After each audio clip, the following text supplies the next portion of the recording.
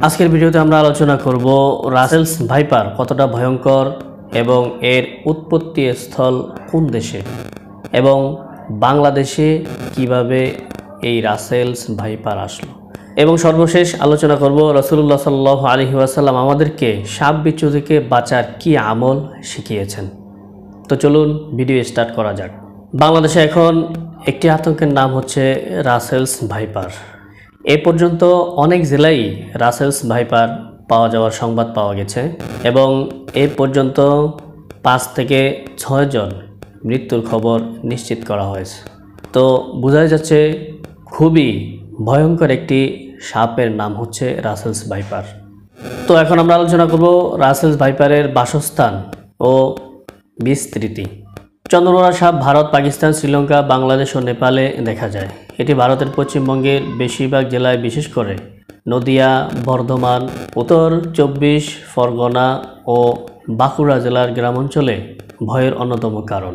আগে শুধুমাত্র বাংলাদেশের রাজশাহী অঞ্চলে এই সাপ দেখা যেত, যে কারণে এটি বরেন্দ্র অঞ্চলের সাপ বলেই পরিচিত ছিল। বর্তমানে পদ্মা অববাহিকা ধরে দক্ষিণাঞ্চলের অনেক জেলায় চন্দ্রবোরা বিস্তৃত হচ্ছে।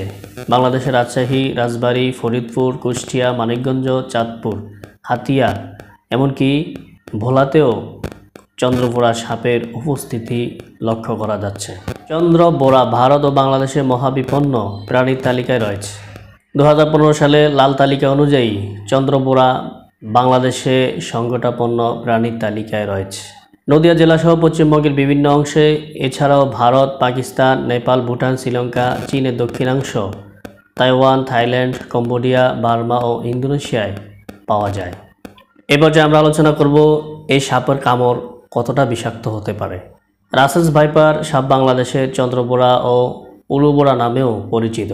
বাংলাদেশে যেসব সাপ দেখা যায় সেগুলোর মধ্যে এটি সবচেয়ে বিষাক্ত। এই সাপের কামড়ে শরীরের দংশিত অংশে বিষ ছড়িয়ে অঙ্গহানি, ক্রমাগত রক্তপাত, রক্ত জমাট বাঁধা, স্নায়ু বৈকল্য, চোখ ভারী হয়ে যাওয়া, পক্ষাঘাত, কিডনির ক্ষতিসহ বিভিন্ন রকম শারীরিক উপসর্গ দেখা যেতে পারে। এ পর্যায়ে আমরা আলোচনা করব এই সাপের দংশন কতটা ভয়ঙ্কর হতে পারে। বাংলাদেশের রাসেলস ভাইপারের দংশনের হার খুব বেশি না হলেও ভারতে প্রতি বছর যে পরিমাণ সর্পদংশনের ঘটনা ঘটে তার মধ্যে অন্তত 43% এবং শ্রীলঙ্কায় প্রতি বছর মোট সর্পদংশনের ঘটনায় 30 থেকে 40% রাসেলস ভাইপারের কারণে হয়ে থাকে। এই পর্যায়ে আমরা আলোচনা করব রাসেলস ভাইপার প্রতি কামড়ে কত কিলোগ্রাম বিষ নির্গত করে থাকে। একটি চন্দ্রবোরা সাপ এক ছোবলে বেশ খানিকটা বিষ ঢালতে পারে। পূর্ণবয়স্ক সাপের ক্ষেত্রে বিষের পরিমাণ 130 থেকে 250 মিলিগ্রাম, 150 থেকে 250 মিলিগ্রাম এবং 21 থেকে 268 মিলিগ্রাম মাপা হয়েছে। 79 সেন্টিমিটার 31 ইঞ্চি গড় দৈর্ঘ্যের শিশু চন্দ্রবোরার বিষের পরিমাণ 8 থেকে 79 মিলিগ্রাম, গড় 45 মিলিগ্রাম অবধি দেখা গেছে। তো এতক্ষণ যাবৎ আমরা এই বিষাক্ত সাপের অনেক তথ্যই শুনতে পেলাম। এরপর যে আমরা আলোচনা করব রাসূলুল্লাহ সাল্লাল্লাহু আলাইহি ওয়াসাল্লাম সাপ বিচ্ছু কিংবা বিষাক্ত কীট পতঙ্গ থেকে বাঁচার কি আমল শিখিয়েছেন। চলুন দেখা যাক। তো রাসূলুল্লাহ সাল্লাল্লাহু আলাইহি ওয়াসাল্লাম আমাদেরকে একটি আমল শিখিয়েছেন, সেটা হলো আউযু বিকালিমাতিল্লাহি তাম্মাতি মিন শাররি মা খলাক। দোয়াটি আমি আবার পাঠ করছি, আউযু বিকালিমাতিল্লাহি তাম্মাতি মিন শাররি মা খলাক। যে ব্যক্তি এই ছোট দোয়াটি সন্ধ্যার পর অর্থাৎ রাতে পাঠ করবে, আল্লাহ তাআলা রাত্রিকালীন সমস্ত বিষাক্ত কীট পতঙ্গ থেকে হেফাজত করবেন। যদি কেউ ফজরের পরে অর্থাৎ দিনে পাঠ করে তাহলে দিনের বেলায় আল্লাহ তাআলা তাকে সমস্ত বিষাক্ত কীট পতঙ্গ থেকে হেফাজতে রাখবেন।